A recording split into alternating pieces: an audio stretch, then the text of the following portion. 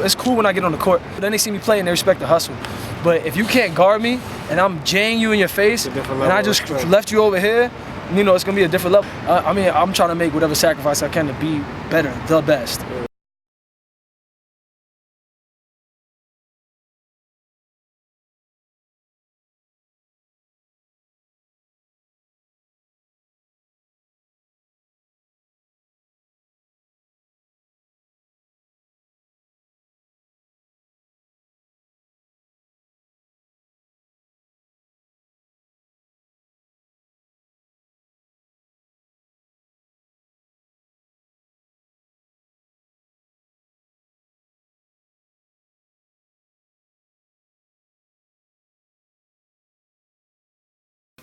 When I was 3 years old, my house was actually burned down. I think that was the biggest thing that I remember, because it was 2 days before Christmas, and my mom always tells me I was going to get a new room, because her and I used to share a room. So I was getting my own room that Christmas, and what I remember from the fire is my mom picking me up out of the room that we were in and bringing me outside.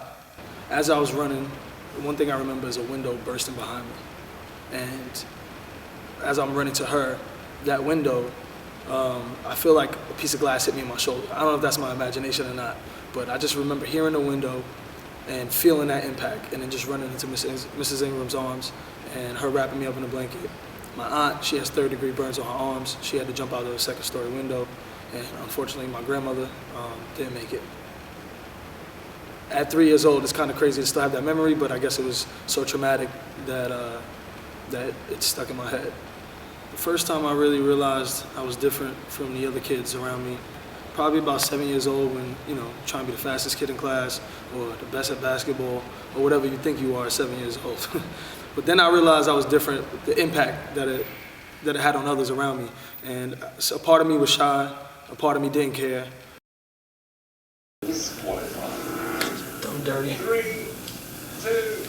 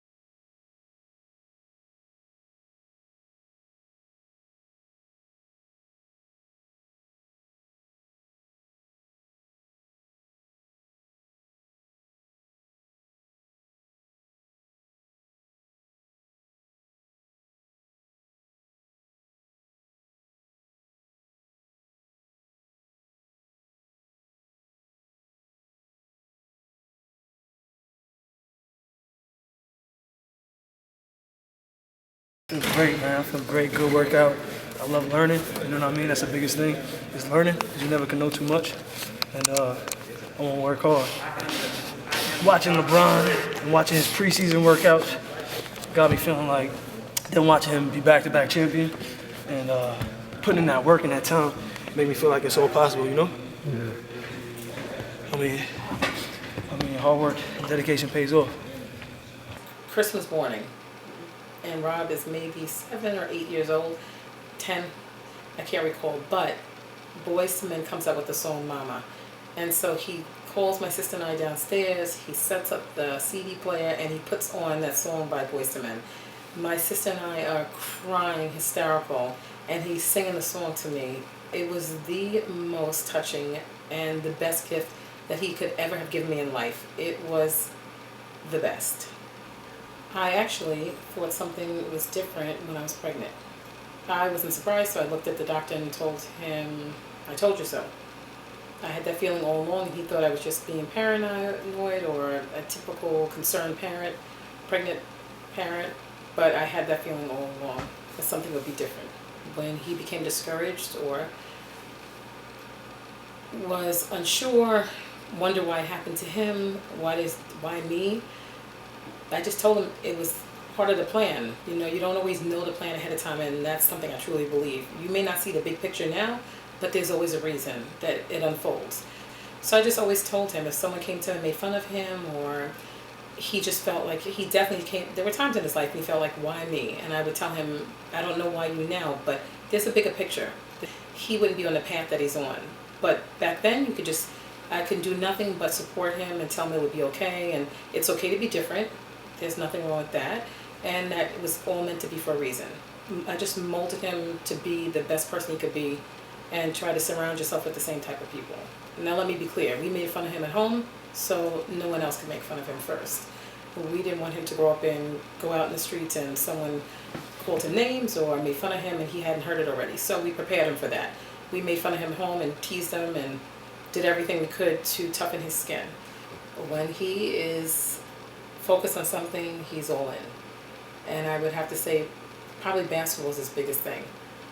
Bigger than when he was in love with music, because now this is different. This is about him being involved and impacting other people's lives, so this is the greatest thing.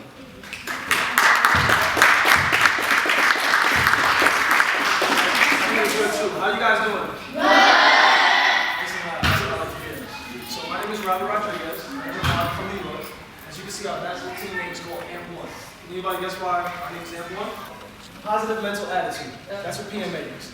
And that's something that I want you guys to carry on.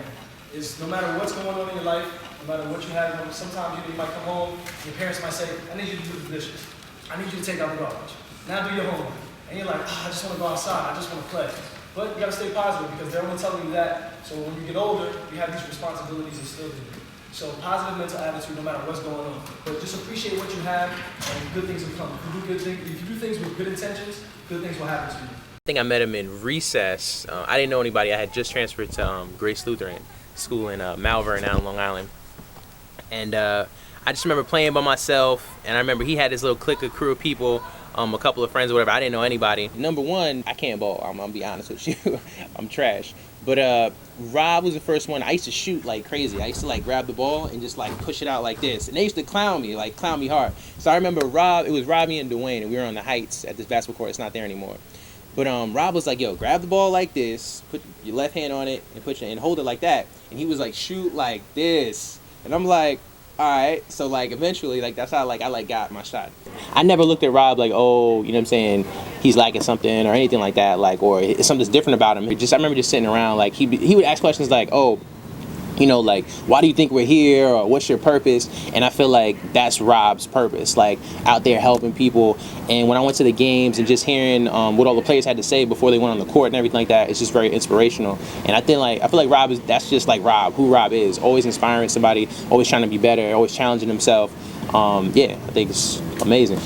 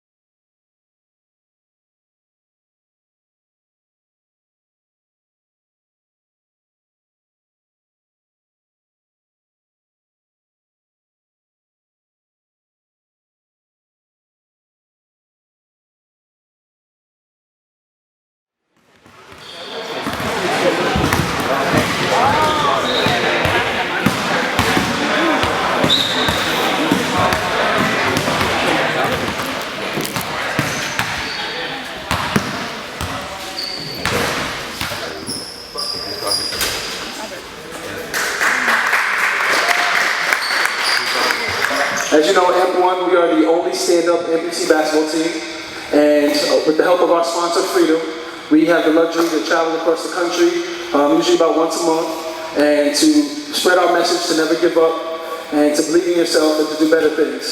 So right now, we're in the midst of going to Connecticut in 2 days and going to Atlanta in a few weeks, just to spread the message. And we just wanted to show that amputees don't have to only play wheelchair basketball. We can compete with non-amputees at a high level. So again, we appreciate everybody coming out. My name is Robert Rodriguez. I'm from New York, from Long Island. Thank you, thank you. And I'm a BK, which means a below-knee amputee. And I was amputated about 8 months. My parents had to make a decision whether I was going to be in a wheelchair for the rest of my life or if I was going to have a chance at a normal life. So obviously they made the best decision because I get to play with these guys and I get to speak to people and spread the message. So it's a wonderful thing. Thank you, thank you. So growing up, it was a little hard as an amputee because I was a little insecure. I always wore pants, probably until about high school, so I got a little bit comfortable with myself. And I didn't know any amputees probably until I was about 17 or 18. I didn't meet anyone else. So I didn't know there was anyone out there like myself until I found these guys. So it's been a great experience. This has been one of the best years of my life, and I'm just proud to be here. I met Rob when he was about 21 years old. I was an intern at that time, and you could see he was very motivated. He was young, but really you could see he was starting to sing at that point and wanted to make a difference in others' lives. And I've seen him grow now, over the last 6 or 7 years to where he is now, and the sky's the limit. He's involved with AMP1, and he was on Ink Masters. He's involved with our amputee empowerment partners, always looking to give back any chance he can to show that, there is no impossible opportunities. In addition to being his prosthetist, I also help train him for track and go to several different Challenge Athlete Foundation events with him, the swim clinic, the running clinic, and tried to get him involved in different activities outside of everyday norm. He's gotten a lot more involved in the amputee community, trying to give back, trying to inspire others. Honestly, being involved with AMP1 really opened tons of opportunities and doors for him, and he's constantly playing basketball and showing his prosthetic off and looking for any opportunity that he can help others. I mean, he's really probably the most selfless person you'll ever meet, really trying to just help and inspire others to be the best they can, and and just keep going. My wrist. My wrist really good. I had like 15 last week. It was difficult, obviously, as a young man or a little boy at first, trying to be normal. I just wanted to be normal like everybody else. I worked on that hard. I used to walk in the mirror for hours trying to perfect. It was cool to be different, but I didn't realize it then. I'm not going to settle for anything other than being the best. And that's at anything that I do. I want to be at a high level. I hate to lose, but losing is part of winning. You have to lose in order to dig deep enough in order to win. I saw that with Michael Jordan. He lost to the Bad Boys, and then the Rockets lost to the Bulls, and then they ended up winning, and so on and so forth. I mean, in order to prove yourself and get to that next level, you have to dig deep, and sometimes losing is part of that process. So I know that I want to keep winning, but when I do come up short, there's a great lesson that I take from that. Skills are repetitive work that you need to hone in on every single day. So you can have all the talent in the world, but if you don't have skills, there's definitely a huge leap in between the two. The biggest thing is pushing, because that's all I know, especially as an amputee, is pushing myself to the next limit and getting where I need to be, because it's all mental. This body's a shell, it's physical. And what people can see you do, whether you're disabled or not, it's amazing, especially when you're the first to do it. If you believe, they'll believe too. I truly believe that in my heart, that if you believe in yourself, everyone else will follow. If you can learn anything from me, it's feed your focus and starve your distractions. That's something that can carry over as far as anything that you're doing, whether it's basketball, whether it's being a parent, whether it's being a friend, whether it's being there for someone, whether it's dedicating yourself to a team or to a movement or to an organization or to your job. Just feed your focus and starve your distractions, because the distractions are there.